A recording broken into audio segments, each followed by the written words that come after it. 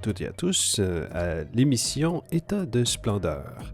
Cette semaine, nous sommes à l'émission numéro 3. Donc aujourd'hui, pour vous, nous avons évidemment, comme à chaque installation, la chronique fantomatique qui explore à chaque semaine un aspect défunt de la culture. Et puis, cette semaine, nous avons un autre sujet en lien avec la chronique fantomatique de l'émission numéro 2. Et le clou de l'émission, c'est une entrevue avec un chef particulier aux multiples chapeaux qui a été instrumental dans l'édification de la culture culinaire de l'Estrie. On va donc parler avec chef David Vinasse. Et pour commencer, quelques actualités. Comme vous savez, il existe le panier bleu, excellent programme du gouvernement du Québec qui a été élaboré pendant la pandémie pour encourager l'achat local et se trouve à être un répertoire de différentes entreprises québécoises à travers différentes régions. Donc ça, c'est un répertoire qui ne nous permet pas d'acheter directement, mais il existe un lien qui nous amène sur le site web des différentes entreprises qui nous permet d'acheter sur les sites respectifs des différentes entreprises. Un autre système qui se veut plus complet serait non pas le panier bleu, mais mon panier bleu. C'était le premier exemple de la sorte qui nous parvenait de la Côte d'Azur en France. Et mon panier bleu, lui, c'est une entreprise, c'est une entreprise qui va directement dans les différentes régions pour aller chez les producteurs même pour s'approvisionner en produits qui sont commandés par les particuliers sur son site web. Ils vont chercher les produits et les rassemblent et grâce à leur flotte de camions réfrigérés, ils sont capables d'aller faire des livraisons directement chez les particuliers qui ont commandé les produits. Donc c'est un peu comme une épicerie chez soi. Et ça a vraiment le vent dans les voiles. C'est un modèle qui convient parfaitement à la situation actuelle et qui probablement va devenir un standard pour le futur. Donc, c'est quand même un agréable développement qu'on a vu naître pendant cette récente situation sanitaire. Alors, vous allez me dire, c'est très beau comme projet, mais sauf que qu'est-ce qui se passe au Québec? Comme j'en ai parlé à la dernière émission, une de ces entreprises que j'affectionne particulièrement s'appelle Laurentide Jachette, aussi basée sur le circuit court. C'est une entreprise qui est issue d'un voyage qu'un couple a fait dans une maison centenaire dans les Laurentides. Et ces personnes ont été vraiment imprégnées ou saisies par l'âme de cette maison centenaire qui avait une trappe pour aller au sous-sol, toutes les particularités des maisons d'antan. Et ils ont commencé à réfléchir aux différentes manières d'habiter dans les différents territoires. Et puis, ils ont réfléchi aux besoins actuels et à certaines dynamiques qui existaient à l'époque, qui n'existent plus aujourd'hui, qui sont disparues parce que le marché a changé. Notamment, à l'époque, il y a très longtemps, chaque semaine, on pouvait recevoir la visite chez soi du boulanger. Le camion du boulanger suivait plusieurs chemins dans différents quartiers. Et si on avait une petite affiche ou si on l'avait demandé auparavant, on pouvait recevoir son pain directement chez soi. Ainsi, une très bonne manière de s'assurer que son pain était frais venait du boulanger qu'on connaît. Et il y avait même dans certains endroits des systèmes de jetons où des boulangeries émettaient des jetons et ces jetons valaient un pain, par exemple. On peut voir un exemple de ça dans l'article qu'on a fait sur 12 objets qui racontent la ville de Québec. On peut y voir un jeton de boulanger. Donc, autrefois, on avait le jeton du boulanger, la livraison du boulanger, mais il y avait aussi la livraison du laitier. Le camion de laitier allait porte à porte et s'arrêtait chez ceux qui avaient demandé leur lait et reprenait les anciennes bouteilles. Alors, ça a amené une certaine dynamique. On s'assurait d'avoir du lait frais. Et puis, tout ça est tombé grâce à l'arrivée des supermarchés. Par contre, maintenant qu'il y a un réel engouement pour l'achat local et vouloir encourager les économies locales et aussi la production locale, de qualité évidemment, les fondateurs de Laurentide Jachette ont réalisé que c'était possible de récupérer ce modèle de livraison du laitier et du boulanger et de l'appliquer au contexte actuel. Et par conséquent, ils ont trouvé leur modèle en allant visiter différents producteurs et puis ils ont de fil en aiguille monté une impressionnante offre dans leur entreprise et grâce à leur camion, ils vont directement chez les producteurs les chercher et ils peuvent aller les distribuer chez les particuliers comme à l'époque, sauf que ce n'est pas la livraison du laitier ou du boulanger, mais c'est la livraison de tout ce que vous aurez commandé au préalable. Et là, je peux vous dire que Laurentide Jachette, c'est pas une petite boutique en ligne qui vend deux, trois confitures. Vous irez voir, il y a réellement une sélection assez impressionnante de produits vraiment de qualité, souvent élevés sans hormones de croissance et très souvent biologiques. C'est vraiment des produits de qualité faits par des petites entreprises, des petites et moyennes entreprises issues des quatre coins de Laurentide et vous pouvez avoir livré chez vous si vous habitez entre Bois-des-Filions et Mont-Tremblant. Donc, Bois-des-Filions, ça se situe à peu près à la hauteur de Blainville. C'est vraiment à l'orée des Basses-Laurentides. C'est même avant Mirabel. Et donc, vous pouvez vous faire livrer chez vous. Et sinon, il y a des points de chute dans différentes municipalités. Et plus que ça avance, plus que vous allez encourager ce système si vous habitez dans les Laurentides, plus qu'il va pouvoir s'étendre dans différentes petites municipalités des Laurentides. Et donc, vous allez ainsi encourager non seulement la pérennité de ce système, Laurentide-Jachette, mais aussi la pérennité des producteurs locaux et leur permettre de continuer dans une saine croissance. Donc, voilà, pour vous encourager à aller visiter le site laurentidejachette.com.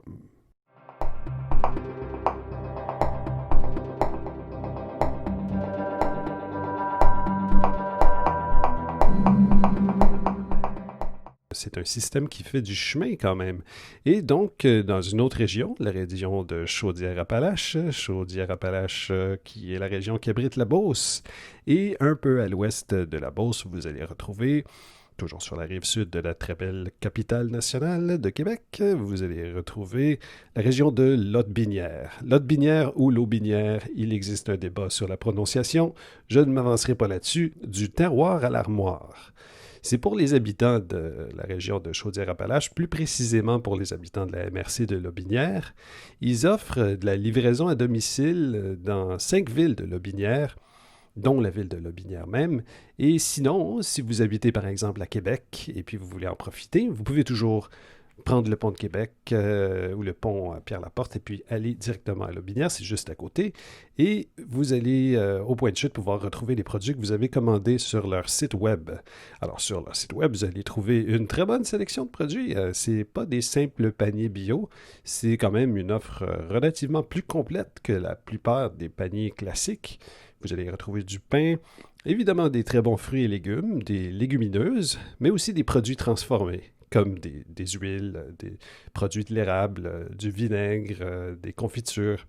Et aussi, vous allez trouver une très bonne sélection de viande, de lait, d'œufs et de fromage, puisque dans la région de Lotbinière, il existe plusieurs très bons fromages. Pour avoir accès à ça, si vous êtes dans la région autour de Lotbinière, vous pouvez faire des commandes au www.duterroiralarmoire.com. D-U-T-E RROIRALARMOIRE.com.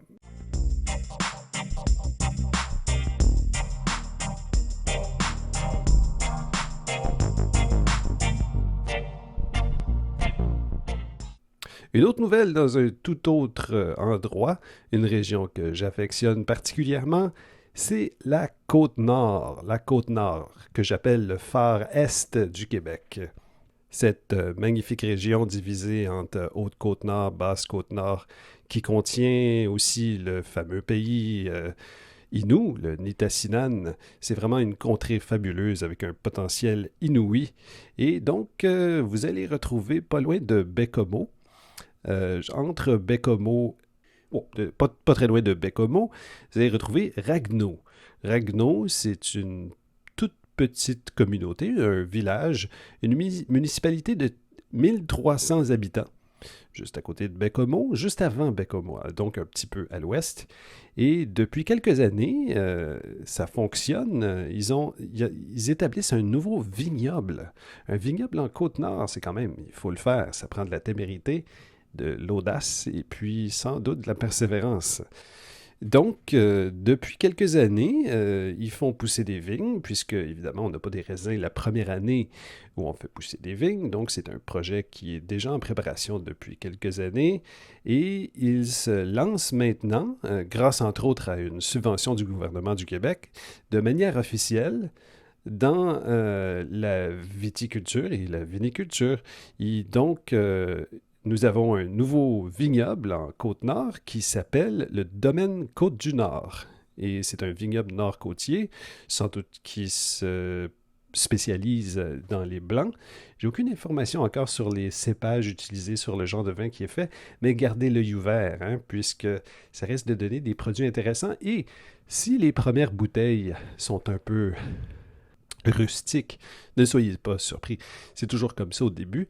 Plus que le temps avance, les années avancent, les vignes, premièrement, vont vieillir, ce qui va amener une certaine profondeur à ce que le raisin peut donner, mais aussi les méthodes de production vont s'adapter au terroir et vont connaître les petites subtilités des climats et de la composition de la terre, vont savoir comment faire ressortir le meilleur du vin de plus en plus. Alors, c'est encouragé au début, puisque au début, financièrement, c'est toujours difficile. Alors, je vous encourage à encourager ce vignoble au début pour qu'il puisse perdurer dans le futur et peut-être même encourager d'autres vignobles à profiter des différents terroirs qu'on peut retrouver en Côte-Nord au niveau du vin. Donc, parlant de vin, c'est une petite nota bene. Sachez qu'à la SAQ, vous savez peut-être déjà, si vous y allez, qu'il existe maintenant la possibilité de retrouver une sélection quand même pas mal accrue par rapport à quelques années auparavant de produits québécois. Donc, on peut retrouver des vins et boissons artisanales du Québec à la SAQ et il existe 3 différentes catégories, 3 différents niveaux de produits québécois. Donc, il y a embouteillé au Québec, préparé au Québec et origine Québec. Donc, ces trois appellations sont des étiquettes que vous allez pouvoir retrouver sur les étalages. Comme vous les voyez déjà, c'est identifié par une fleur de lys. Et puis, c'est 3 différents niveaux d'authenticité, en fait. Donc, le premier, c'est embouteillé au Québec. Donc, c'est des produits qui peuvent venir n'importe où, mais qui sont au moins embouteillés au Québec. Donc, l'activité commerciale se passe au Québec, du moins une bonne partie. Préparé au Québec, ça c'est un produit québécois élaboré avec des intrants québécois, mais aussi peut avoir des ingrédients qui proviennent d'ailleurs. Et finalement, nous avons Origine Québec. Et Origine Québec, ça évidemment, c'est des produits qui sont créés de A à Z sur place au Québec. Et je vous encourage vivement, le plus possible, à sélectionner ces produits Origine Québec.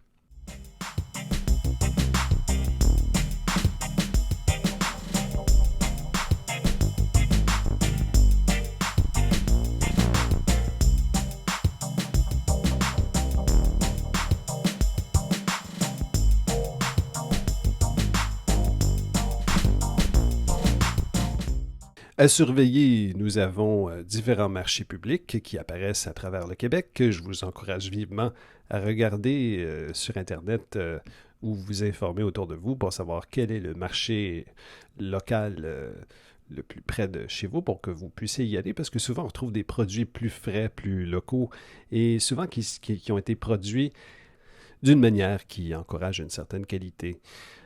Sachez qu'on n'était pas certain qu'il y a un de ces multiples marchés dans différentes régions qui se retrouve à Mirabel. Mirabel étant dans les Basses-Laurentides, quoique certains la catégorisent comme faisant partie de la grande région de Montréal, étant donné qu'il y a un aéroport international à Mirabel. Mais toujours est-il que Mirabel a un marché.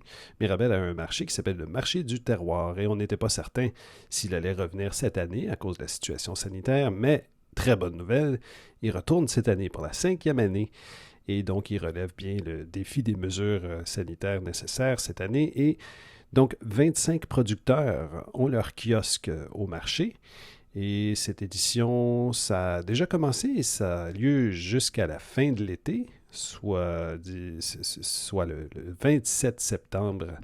Et donc, chaque dimanche, au 17 530 rue Jacques-Cartier, à Mirabel, c'est au domaine Vers-Nord. Et donc, vous allez pouvoir éventuellement y avoir accès par train, mais probablement pas cette année, car la gare de train de Mirabel, pour les Montréalais qui voudraient aller faire un tour du côté de Mirabel, le train ne sera pas prêt. La gare de train de Mirabel sera peut-être fin 2020 ou début 2021. On retourne à Bécomo maintenant. Une fois de plus, on se retrouve en Côte-Nord et c'est à cause d'une exposition. C'est une exposition qui avait eu lieu il y a quelque temps dans le coin de Sept-Îles, à Sept-Îles même en fait. Et c'est une exposition qui s'appelle De la subsistance à la table d'hôte. Parcours du terroir alimentaire de la Côte-Nord. Personnellement, je trouve que ça devrait être parcours des terroirs alimentaires de la Côte-Nord, puisque, évidemment, en Côte-Nord, le terroir est tellement immense qu'il doit y avoir des centaines de terroirs dans cette très magnifique région. Mais on peut aussi, évidemment, évoquer les terroirs avec un T majuscule, ce qui parle du terroir en général, ce qui est le cas ici. C'est une exposition qui parle de l'évolution de l'existence de l'hospitalité en Côte-Nord, que ce soit du côté des différentes villes, des différents villages, des pourvoiries dans les communautés autochtones. C'est assez impressionnant de voir l'évolution qui a été faite et la situation unique de la Côte-Nord. Donc, je vous encourage vivement à aller regarder si vous êtes capable de vous inscrire pour aller visiter cette exposition à Bécomo, de la subsistance à la table d'hôte, parcours du terroir alimentaire de la Côte-Nord, du 30 juin au 28 août à Bécomo. La Côte-Nord est une région que j'aime beaucoup aussi. On était une radio commerciale et on avait la licence appropriée. Je vous ferai assurément jouer l'hymne à la Côte-Nord du groupe de Sept-Îles appelé Gouache. Ça traduit très bien l'esprit de cette magnifique région, quoique peut-être qu'elle manque une ou deux références au monde Innu. Néanmoins, je vous invite, si la culture régionale vous intéresse, à écouter l'hymne à la Côte-Nord de Gouache. Ça parle de crevettes, de la rivière moisie, de la plage, de l'hiver, des mouches noires et de la quiétude en général qu'on retrouve en Côte-Nord.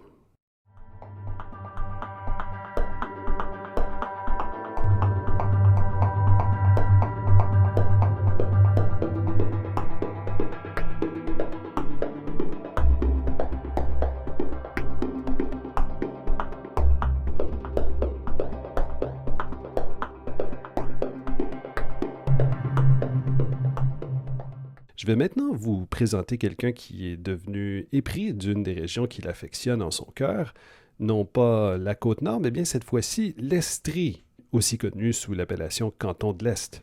Il a été chef dans plusieurs grands établissements à Montréal avant d'adopter l'Estrie, région où il œuvre toujours, à Magog. Soucieux d'édifier la culture gastronomique de sa région, le chef David Vinasse a toujours été chef de file dans plusieurs organisations dont la mission est de structurer et d'encourager l'hospitalité, ainsi que la production agroalimentaire locale et régionale. Chef David Vinasse, bonjour. Oui, bonjour. Donc, quel a été votre premier contact avec le monde de la culture gastronomique et des produits régionaux en Estrie? Le premier contact, donc à mon départ de Montréal, je venais de partir du Centre Bell et après du Stade de Saputo. Je cherchais à grandir un peu plus dans le milieu de la restauration et de l'art culinaire et la gastronomie à haut niveau.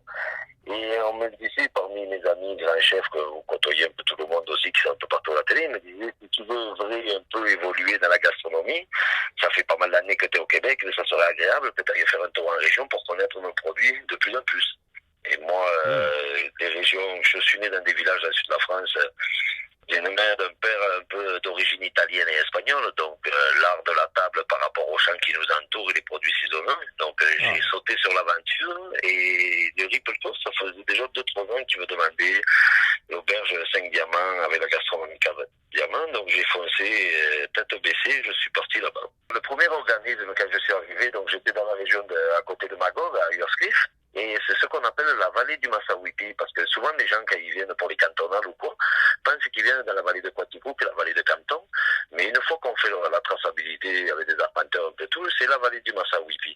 La vallée du Massawippi, c'est tout autour du lac Massawippi. C'était une vallée qui est très très importante quand on parle de l'agroalimentaire, autant avec les fermes Bouffard.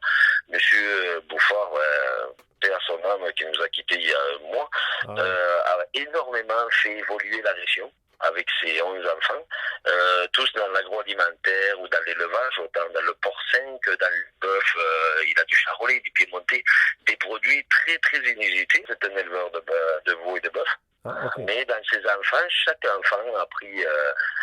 une a ouvert des boucheries avec tous ses bœufs, l'autre est dans tout ce qui est pousse de légumes et fruits, un autre est dans vraiment le porcin. Donc la famille Bouffard, depuis des années, vient de recevoir une lettre du gouvernement le jour de la fête du Canada pour les honorer pour tous les services que la famille a rendus à la région et au Canada. Ah, impressionnant. OK. Voilà. Donc, c'est une vallée qui est très, très riche. Et quand on parle aussi, on parle de là-bas, on parle du meilleur fromage au monde depuis 2 ans. Parce que tout le monde a entendu le camembert dernièrement, mais le meilleur fromage au monde depuis 2 ans, double médaille d'or, c'est le Alfred Le Fermier, du grand-père ou de l'arrière-grand-père des 3 frères qui sont à la tête de ça maintenant. Oui.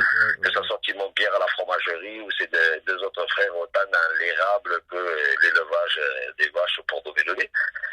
Donc eux aussi, depuis 2 ans, ils rayonnent à travers le monde, on n'en a pas trop parlé. Depuis des années, avec leur Caséus à travers le Canada, ils marchent très bien, sans oublier tous les autres qui sont ici dans la région.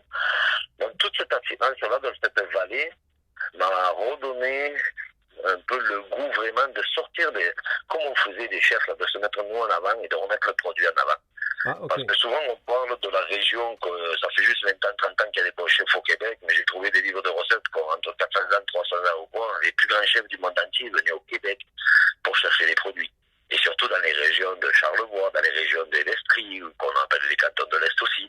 C'est des régions vraiment charnières dans tout ce qui est saveur et produits inusités au Québec. Donc, vous avez décidé de vous établir en Estrie par choix. Est-ce que c'est l'abondance des produits régionaux et la scène gastronomique de l'Estrie qui a motivé votre choix? Ça fait quand même maintenant 27 ans que je suis au Québec, donc j'ai eu la chance de bien connaître le Québec et de m'impliquer à 100% dans le Québec. Mais en faisant mes recherches, je pensais que c'était la région de Charlevoix, avec le plus de produits inusités, qu'on parle en quantité de produits inusités différents. On sait tous que c'est la Beauce et la Montérégie qui sont les greniers du Québec en production totale et en quantité de poids.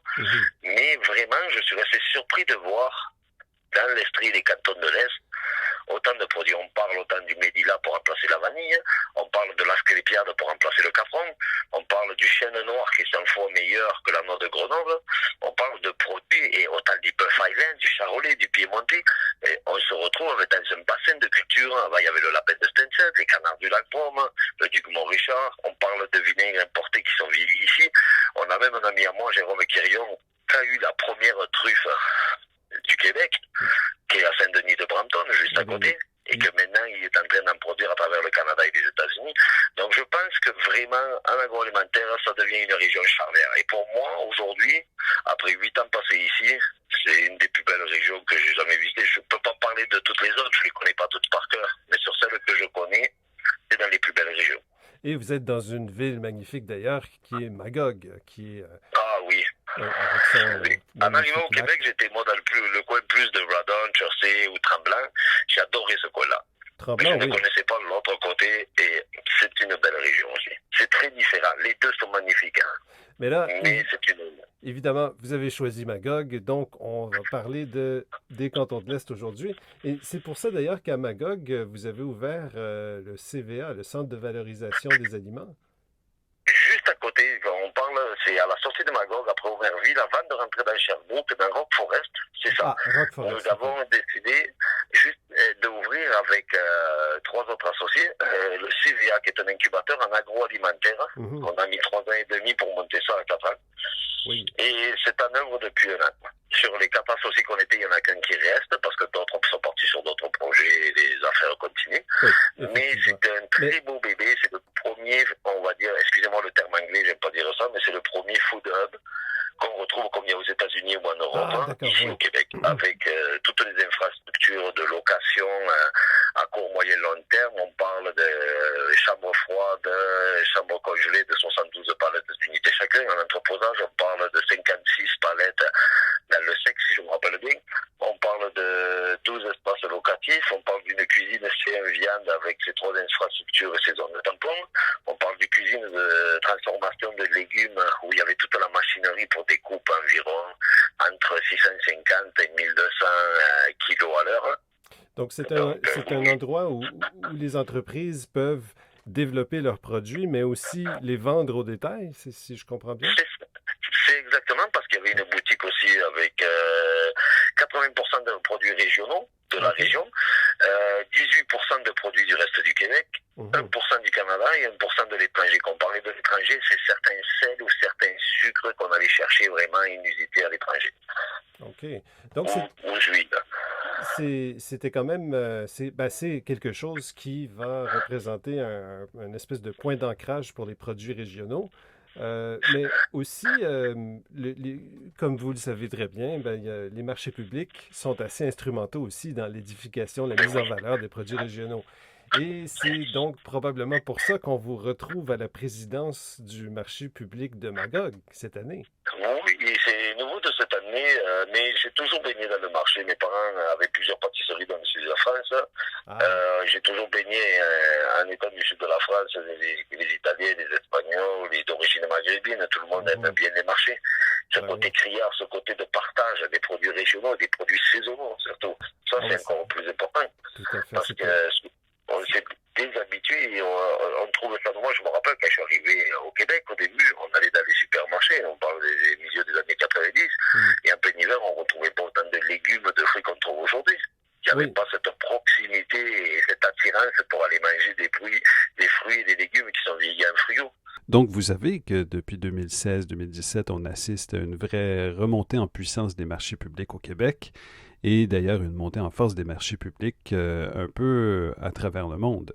Le marché public de Magog existe depuis combien de temps? C'est un marché qui a 3 ans.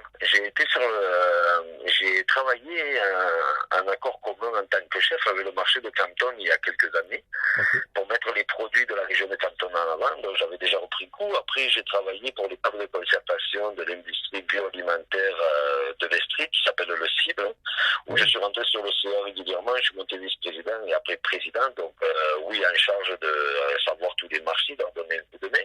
Autant aider avec les créateurs saveurs comme ils faisaient aussi tous les chefs de région et tous les producteurs et transformateurs créateurs de saveurs. Ils ont été sur les PDA, ils ont été avec les MRC, donc oui, c'était un organisme qui m'a beaucoup montré aussi, qui m'a fait voir l'envers de la médaille. Parce que souvent quand on est chef, on parle à nos fournisseurs qui sont nos multinationales, qui achètent un peu partout dans le monde et qui nous revendent des produits très chers qui viennent de notre région et plus pour les passer aux États-Unis et les refaire revenir. Donc il fallait remettre ce blason à ces producteurs et ces transformateurs qui donnent leur vie. Oui. Et que souvent, nous, en tant que consommateurs, on les mange, oui, c'est bon, mais non, on ne voit pas l'envergure du résultat de leur travail. Comme certaines vaches, on parlerait de certains fromages, ça dépend des moments de l'année, ce qu'elles vont goûter ou ce qu'elles vont engendrer dans leur estomac, vont changer complètement la valeur nutritive de leur lait et qui va donner des fromages complètement différents par rapport au moment. Et ça, on l'a perdu. De regarder ce côté saisonnier et pourquoi aller rechercher tous ces petits arrière-goûts s'il a mangé du trèfle, s'il a mangé d'autres choses. Autant sur la protéine bovine. Dans la région, on a vraiment, en tant que protéine animale, énormément. Il y a du yak, il y a du sanglier, il y a du cerf de Virginie, il y a du cerf de Boileau. C'est hallucinant de voir. Attendez, je vous arrête sur le yak. Il y a un éleveur de yak en Estrie, j'avais entendu dire qu'il y en avait. Oui, on l'a au marché. Si vous venez le dimanche matin au marché, de 10h à 1h, quand on est ouvert, il est là souvent. Ah oui. Ah, ça, c'est assez impressionnant. J'avais entendu d'une initiative qui visait à élever du bœuf musqué en Gaspésie, mais ça n'avait pas fonctionné. Il avait commencé à élever des yaks à la place, parce que c'est plus facile. Oui. Mais bon. Donc, là, le marché public, c'est un endroit qui fait de sorte que les producteurs peuvent aller directement mettre en valeur leurs produits. Le CVA, c'est aussi quelque chose de quand même assez sophistiqué comme moteur pour mettre en valeur les produits régionaux. Et il y a aussi un autre modèle qui existe en France. Il y en a un qui vient d'ouvrir à Nancy récemment. C'est un magasin de producteurs. Ah, c'est chouette. le supermarché où les gens, les producteurs eux-mêmes se retrouvent sur le marché. Donc, il y a quand même beaucoup d'effervescence de ce côté-là et je pense que ça amène, il y a un nouveau dynamisme régional. Et puis, en Estrie, bon, là, vous venez de me citer plusieurs producteurs, mais on peut peut-être s'arrêter sur certains produits pour terminer. Le chêne noir qui donne une noix encore meilleure que la noix de Grenoble, ça, Ah oui, c'est excellent. Et on n'a pas besoin, on a juste besoin d'un petit morceau pour vraiment. Et une effervescence en bouche et un goût qui va vous prendre et qui va changer assez vite. C'est une noix qui est tellement savoureuse et magnifique à voir. Mais on en retrouve dans d'autres régions aussi du chêne noir. Il n'y en a pas juste en Estrie. okay, oui. Et c'est un produit. Si je devais vous mettre quelques produits en avant, vraiment de la région des Coups de Cœur, Oui. Je vous dirais premièrement que j'utilise depuis des années la fleur d'ail du petit mât fermentée. Ah oui, ça, Qu'elle soit bio, régulière, elle est magnifique. Excellent. Oui. Donc pour des gens qui ont de la misère à digérer l'ail ou quoi, et elle donne une effluve qui est superbe. Je vous dirais après le sel fumé et le poivre fumé des As du Fumoir, de mon ami Frédéric. Ils font une petite entreprise familiale aussi très très bien. Le vinaigre, le vieux balsamique, qui est ici aussi dans la région. C'est un monsieur qui remet tout ça un peu au coin et son vinaigre. Il est presque comme un gastrique. Il arrive à une délectation qui est superbe. C'est sûr, il ne faut pas oublier la fromagerie de la station. Ah oui, avec tout ce qui gagne, que ce soit le canton, que ce soit fabrication spéciale, que ce soit tout ce qui touche. C'est vraiment délectable. Et c'est une famille, je vous souhaite de venir visiter, venez en Estrie, les rencontrer, ces gens-là, ils sont ouverts, ils vous font tout visiter. Et c'est vraiment comme ça se faisait avant que j'étais petit, dans les vieux villages. Et même à l'occasion, parfois ils vont même jusqu'à ouvrir des meules d'Alfred le fermier d'extra vieille réserve. Donc parfois, oui, il y a exactement. J'en ai participé à plusieurs et c'est excellent. Et c'est sûr, un des pionniers qu'il faut voir ici, les méthodes champenoises du cep d'argent. Le cep d'argent, un des plus vieux, une des plus vieilles caves viticoles de la région, les producteurs de la région, deux frères de méthode champenoise, de familles de méthode champenoise, qu'on a déjà beaucoup là-bas, leur champagne et tout, et qui font des produits qui sont très très intéressants. Il y a la truffe après, à Saint-Denis-de-Venton, de M. Jérôme Quérion, qui s'appelle la Bourguignon. Si on veut retrouver sur le marché cette fameuse truffe du Québec, où est-ce qu'on peut la trouver? Sous quelle appellation? Là, c'est en ouverture depuis 5 ans. Elle devrait être sur le marché dans 1 an ou 2 pour monsieur, madame, tout le monde. Pour l'instant, c'est quelques chefs qu'on a eu le droit à l'avoir.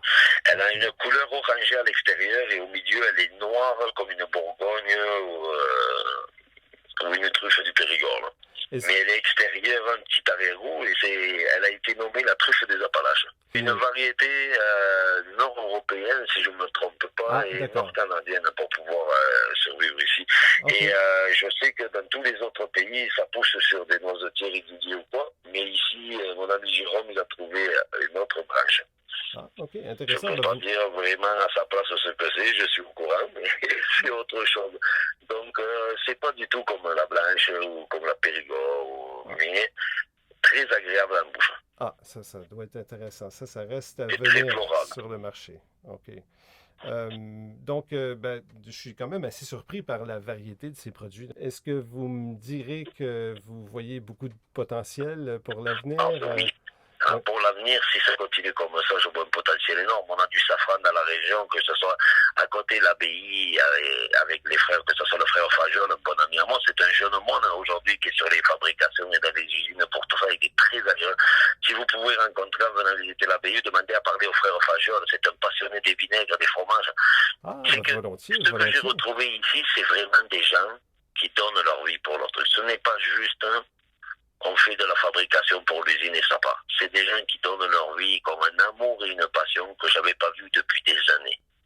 Et que je trouve très agréable à retrouver. Et même les champignons, Fundus Fungus, l'ancien chef du Manoir Roubaix, un ami à moi, Paul, il a parti les pleurotes qui fait de toutes les couleurs ou quoi, il va se manger tout pour le faire à la maison.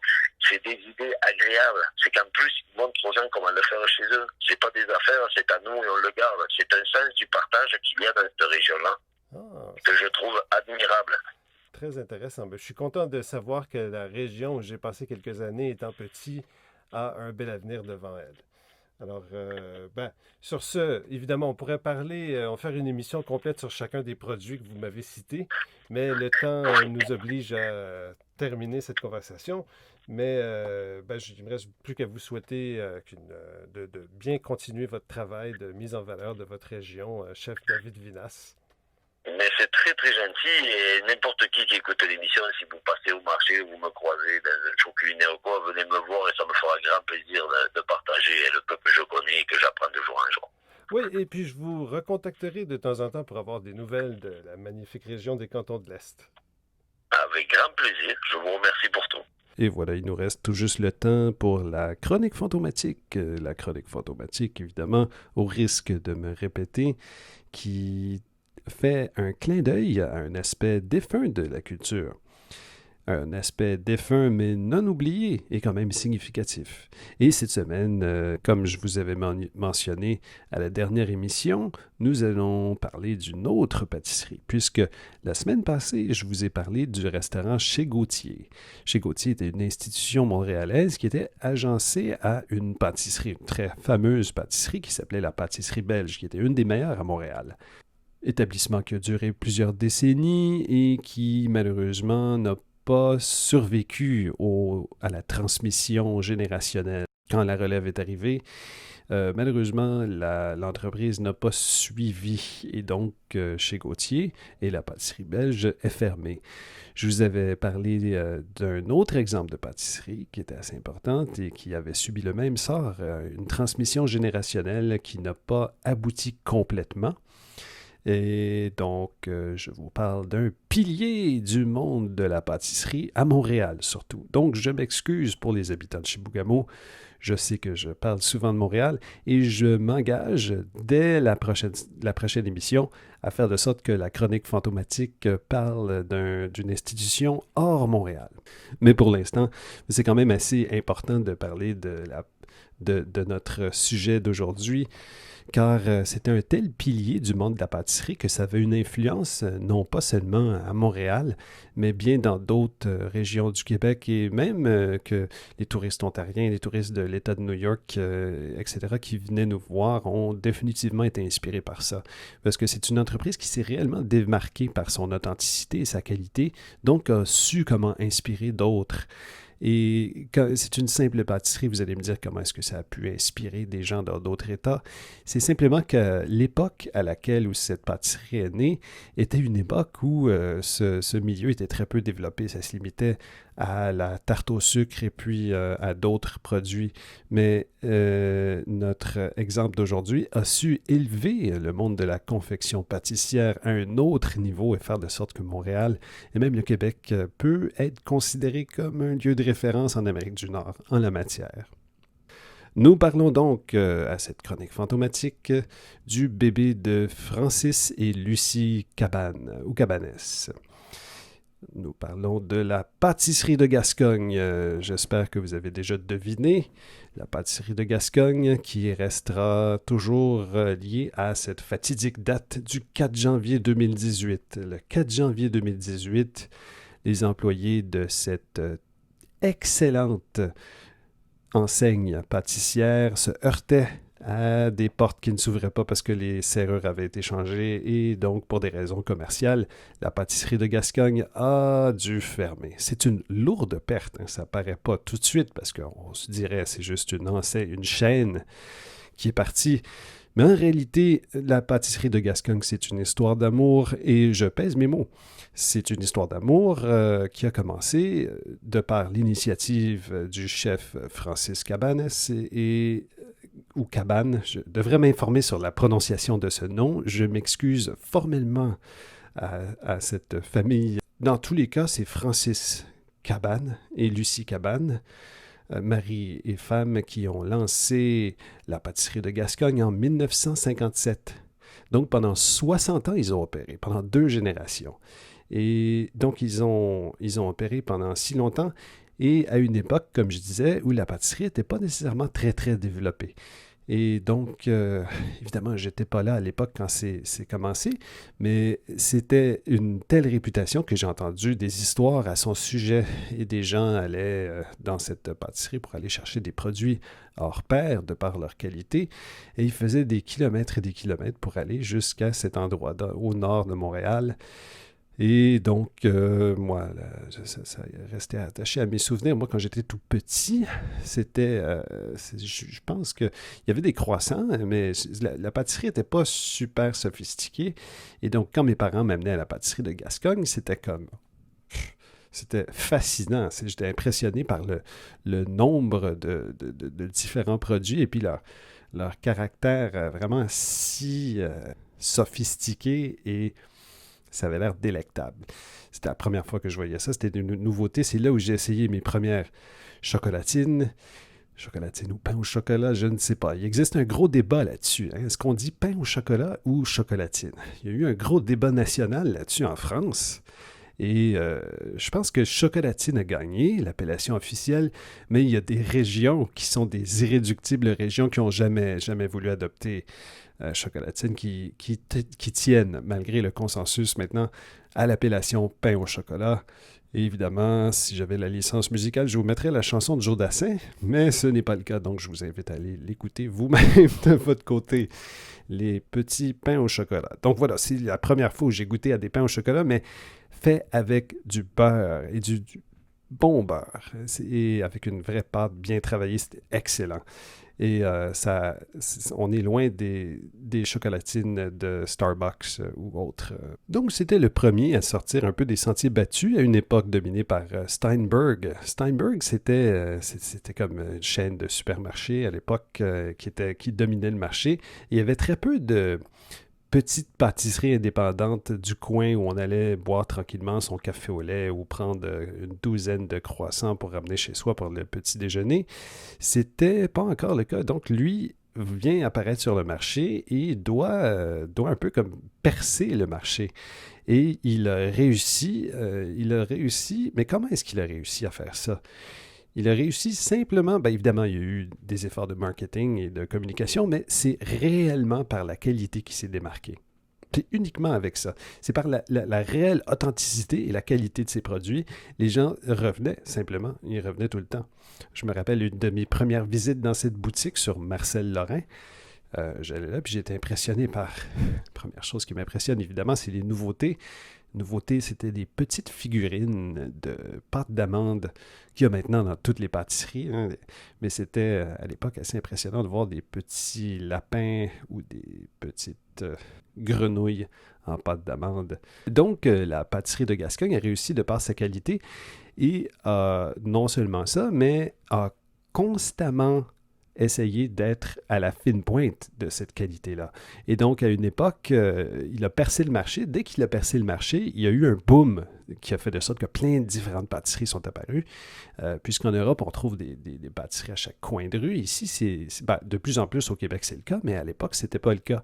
Et donc, il y a d'autres bannières qui sont apparues, comme la pâtisserie bruxelloise, si je dois en nommer qu'une. La pâtisserie bruxelloise qui était aussi d'un excellent standard. Il y avait la pâtisserie belge qu'on a vue la semaine passée. Et il y a même eu, à un moment donné, Le Nôtre qui a essayé de s'établir au Québec. C'est une chaîne française d'épicerie fine qui vendent vraiment des excellents produits. Ils s'étaient installés au cours Mont-Royal. Les cours Mont-Royal, quand c'est apparu, c'était vraiment un endroit inusité, recherché de toutes parts et qui faisait tourner les têtes. Et donc, Le Nôtre est apparu, a fait une très somptueuse boutique, mais n'a pas survécu. C'est réellement un processus de sélection naturelle qui a fait de sorte que seule la pâtisserie de Gascogne a survécu. Elle a survécu, elle a fait de plus en plus différentes succursales. C'est devenu une entreprise qui gardait toujours son standard très élevé. Évidemment, les produits étaient plus chers là-bas. Mais les gens étaient prêts à payer moins souvent, mais plus cher pour aller chercher un véritable produit. Et donc, il y a eu plusieurs succursales qui ont ouvert. Et puis, c'est probablement la succursale à Westmount qui était la plus mémorable parce qu'il y avait toutes sortes de boiseries dedans. C'était vraiment feutré et très agréable. Et puis, les produits étaient assez spectaculaires. Et donc, malheureusement, tout ça est fermé aujourd'hui. C'est dommage. Puisque Ce qui s'est passé, c'est qu'à un moment donné, il y a eu une transmission qui a été faite. C'est Jean-Michel Cabanès qui a pris la relève. Ils ont ouvert quelques succursales, dont une sur la rue Laurier qui était excellente, très bien réussie, qui fonctionnait bien. Et puis, il y en a une autre qui est ouverte dans le coin du marché Jean Talon. Il y a eu un litige sur le financement de quelques bâtiments en cours qui a causé des gros problèmes financiers. C'est probablement là où le bas a blessé. Il y a aussi le fait qu'ils ont essayé d'emprunter une autre voie, une autre mouvance, en laissant tomber le « de ». C'est comme laisser tomber la particule de Gascogne, et c'est devenu Gascogne, simplement. La pâtisserie de Gascogne, ça avait une image qui était classique, et puis aussi qui traduisait un très haut standard, vraiment authentique. Et donc, quand ils ont laissé tomber tout ça, ils ont laissé tomber l'emblème de Gascogne et tout ça. On voyait juste Gascogne. Et c'était un peu comme ça aurait pu être n'importe quelle autre bannière. C'était juste un nom parmi tant d'autres qui effaçait un petit peu la référence historique de l'entreprise, et c'est dommage. J'imagine qu'on visait une expansion assez prodigieuse par ce tournant. Ils ont essayé de faire une très, très belle boutique au marché Jean Talon, une boutique très, très moderne et qui était très fonctionnelle, agréable à utiliser, mais c'est que le marché Jean Talon n'est peut-être pas le meilleur endroit pour se faire, puisqu'il existait déjà des petites pâtisseries sur place. C'était peut-être pas la meilleure méthode pour assurer une croissance. On aurait peut-être pu stabiliser cette entreprise, et ça aurait été une entreprise très, très stable à travers les années, mais il aurait fallu garder l'authenticité et puis changer l'appellation de la pâtisserie de Gascogne à simplement Gascogne. Mais toujours est-il que la pâtisserie de Gascogne est parti, et ça crée un gigantesque vide dans le monde de la pâtisserie. Et ça a créé un choc à travers le Québec, la disparition de la pâtisserie de Gascogne, parce que maintenant, il n'y a plus de chaîne où on peut aller pour retrouver des pâtisseries, mais de la plus haute qualité. C'est presque impossible à trouver. Quoique, en fait, non. Il existe beaucoup, beaucoup de pâtisseries artisanales de très haute qualité à travers le Québec, mais c'est des pâtisseries individuelles. Il n'y a pas le même standard qu'on va pouvoir retrouver à travers la grande région métropolitaine. C'est donc un vide qui se crée. Malheureusement, il existe une autre ou plusieurs autres pâtisseries, dont une qui est assez ancienne à Montréal. Et il y a eu un changement de propriétaire et malheureusement une baisse dans la qualité des produits. Par conséquent, ce n'est pas une bonne candidature pour faire une chaîne et venir combler le vide de l'absence de la pâtisserie de Gascogne. Mais si on va à Québec, par contre, il existe une excellente pâtisserie qui est digne de mention puisqu'on parle de pâtisserie. Ça m'étonnerait fortement qu'elle puisse prendre la relève de la pâtisserie de Gascogne, mais néanmoins, le Croc-en-Bouche, sachez que c'est une excellente pâtisserie. Vous allez retrouver ça en plein centre-ville sur la rue Saint-Joseph. Ça a été ouvert en 2005 par un boulanger et sa femme, et ils travaillaient jour et nuit pour faire des excellents produits. Je peux presque dire que c'est encore meilleur que la pâtisserie de Gascogne, quoique c'est pas tout à fait pareil, donc c'est pas comparable. Mais et puis ils existent encore, c'est ça qui est intéressant. La pâtisserie, le Croc-en-Bouche a changé de main en 2018, appartient au service de restauration d'un groupe hôtelier, mais a perduré dans son authenticité et fait toujours des produits de la même qualité. Donc, le Croc-en-Bouche, si vous êtes à Québec ou dans la région de la capitale, allez faire un tour dans la basse-ville, au centre-ville, sur la rue Saint-Joseph, et vous allez vous régaler.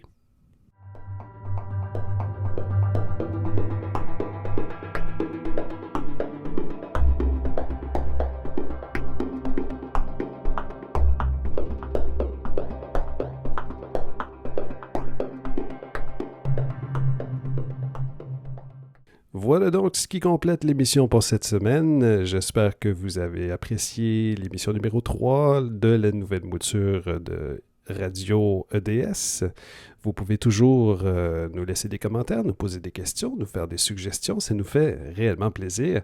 Vous pouvez le faire en envoyant un courriel à info@étatdesplendeur.com. ETATSDESPLENDEUR.com. Ici Patrick Assikian qui vous souhaite une très belle semaine et on se retrouve pour la prochaine émission. Au revoir.